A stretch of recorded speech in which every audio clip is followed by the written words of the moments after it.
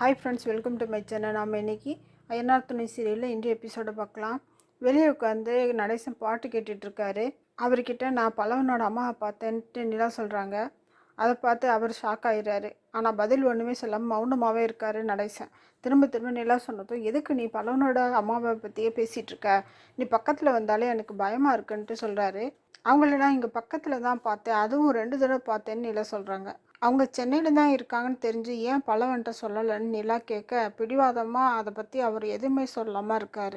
அதை பார்த்து சொல்ல, நீங்கள் வாங்க அந்த அம்மா பற்றி நான் கண்டுபிடிச்சி சொல்கிறேன்னு சொல்லி நிலாவை அங்கேருந்து கூட்டிகிட்டு போயிடுறாரு. மறுநாள் காலையில் சேரனுக்கு கால் வழுக்கி சுளுக்கு ஏற்பட்டதால், ஆனால் நான் சமைக்கிறேனா அப்படின்ட்டு நிலா சொல்கிறாங்க.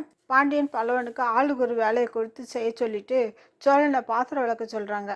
சோழன் பொறுமிக்கிட்டே பாத்திரத்தை விளக்குறத பார்த்து பாண்டியனும் பல்லவனும் சிரிக்கிறாங்க.